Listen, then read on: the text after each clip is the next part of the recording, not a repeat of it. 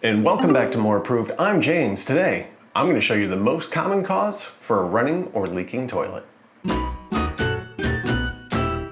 So the two main culprits that usually lead to a constantly running or occasionally running toilet are going to be your flapper and your fill valve. We're going to replace those today. I would also recommend replacing out your supply line at the same point in time.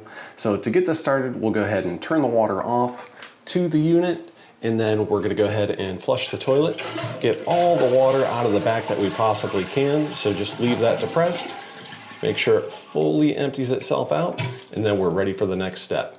So here's a close-up view of the new fill valve that we're going to be putting in and the new flapper that we're putting in. So we're going to go ahead and get these out of the box, and then I'm going to show you using these how to remove the old ones and then install the new ones, and then we'll also do a quick demonstration on the toilet itself. So here we have the new fill valve unboxed. This is the base of the new fill valve. It's going to come with a rubber gasket in this bag. You're going to want to seat that completely up here.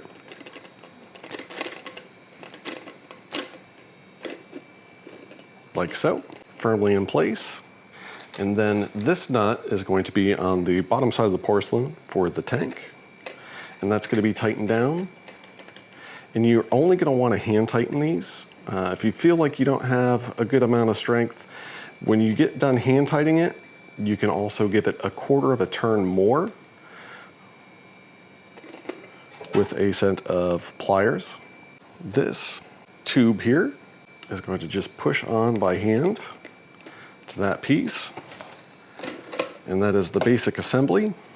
And then this is going to go into that flush valve area. So that piece will just stick right on top of there. So for disassembly of the existing one, you're going to want to remove the nut from the bottom. You can feel free to use a set of channel locks to get the initial turn started, and then it'll just easily come off after that point.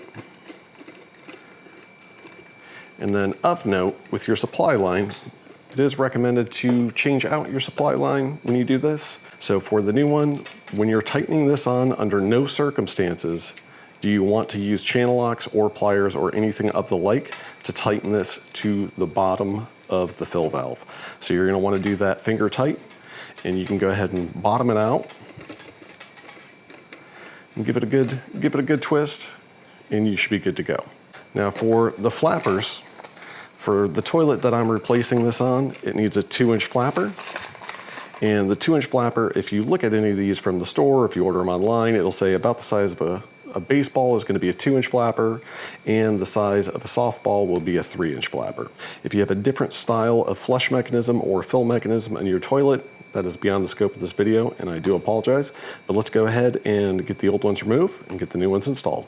All right, we're going to start by removing the supply line, which is going to the toilet. So we'll go ahead and undo that. It's nice to have a little bucket underneath, maybe some rags, towels, etc. and so forth to catch any water that may drip out of here. And we'll go ahead and start removing the nut, which is on the bottom of this. So that nut is going to be holding it into the tank itself. So we're going to go ahead and remove that nut, loosen it from the bottom of the tank, take it out completely, and then we're going to remove the old valve from the inside of it and then push the new one back in and then tighten this back down. Now, as a side note, I like to keep the new fill valve inside this tank compartment in the back. So when I remove the old one, I can push this back down and limit the amount of water that's going to pour out of the back of the tank. So I'll go ahead and loosen this nut. And I'm holding down firmly on the old fill valve just to keep any water from pouring out, because water is about to pour out. You can see it starting to drip there. Now, as I pull this old fill valve out, I'm just going to put the new one in. So now I'm getting ready to pull the old fill valve out. And I just put the new fill valve in, which is going to block that opening. And we can go ahead and start tightening the new nut down. So as you can see, water is coming out. There's still more water in that bowl. Ooh, make sure I got the right nut there. And we're just going to go ahead, make sure that's centered, and thread the new nut on. And then we're just going to finger tighten this down as much as we can. You don't have to beast it, but it should be fairly secure. So now that we have the fill valve itself in, we can go ahead and rehook the old supply line or install a new one, which is recommended. This is a newer supply line, and I feel confident that it's not going to fail on me and flood out my house. So I'm just going to go ahead and tighten that back up for demonstration purposes. And we'll just tighten that down. And if you notice when I was doing that, this was moving, which means that rubber's being compressed, and that's making the watertight seal. You'll do the same thing here. When you're tightening that down, depending on the pipe that you have coming out of the wall, I would highly recommend supporting the pipe and then unloosening this very carefully. CPVC can be brittle, and you do have a chance of flooding out your home if you break that off in the wall. All right, so for the next step, we can go ahead and pull this old fill valve out of there. I'm gonna go ahead and stick that down in our bucket because it still does have some water in it. We're gonna go ahead and take out this flapper. So we'll go ahead and remove this. It has a small clip on it. The clip style will vary from brand to brand or make to make. With this one in particular, it just clips out of place on both sides. There are two small tabs at the base of this, and that will free up your old flapper. So we can go ahead and dispose of that. And let's go ahead and get the new one and get that set into place. Okay, so we have our new flapper. As you can see, this one slides onto those two little tabs that are coming out either side. So we're gonna go ahead and get that into position. And here we are. We have a tab over here. And apologize. Let's see if we can get a better shot over on this side. And then this guy goes right on there. So then that one goes on that side, and she's securely in place. And now for the chain, there's a clip on the end of this. You don't want too much excess. And so we'll go ahead and put that clip right on there. Now ideally, you only want 3 or 4 loose chain links down at the bottom. So what you're going to do is remove the chain from that clip, leave the clip in place, and then pull the chain to the bottom of the clip where you have 3 or 4 loose chain links, and then connect that onto the clip. So we'll go ahead and remove this clip.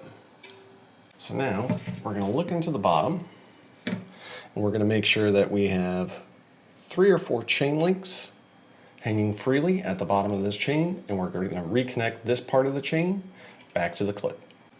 So we reconnect the chain there, which takes up the slack by 4 chains on mine. It's going to vary on yours. Then we'll go ahead, just reconnect that into place, and that looks good. The final step is for this fill tube.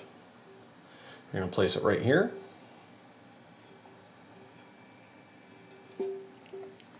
And then we're going to insert this so it faces to the inside of this fill tube here. And now we're ready to turn back on the water and make sure the float level on our fill valve is adjusted appropriately. Okay, so we have the water back on and we're filling up. We just want to make sure it does not overflow into this all the time. The water level looks pretty good. We're just going to add a little bit more. There's a slight adjustment here. For most of these, especially if you're getting a Fluidmaster, if you turn that clockwise, it's going to give you a little bit more water level. If you turn it counterclockwise, it's going to give you a little less water level inside there. Also, the unit itself, if you twist that, it'll come up, and if you twist it, it'll go down. So that's also an option if you have a really deep tank. So let's go ahead and see how well she works. All right, we're looking good. Water level's good. Flapper is set appropriately. There are instructions for the flapper for how much water it needs to release before closing. You'll find that on the back of the packaging of whichever brand that you have. All right, so we're all set. Water level looks good. It's flushing well. That's a new fill valve and flapper. I will leave links in the description down below. Some of them are affiliate links, but I did buy this with my own money, and I was not paid or endorsed to pick these particular ones. They're just ones that I'm comfortable with. So that will be down below. I hope you guys have a great day. I hope this was helpful. Give me a thumbs up if it was. Take care and have a great day. Till next time, see you then.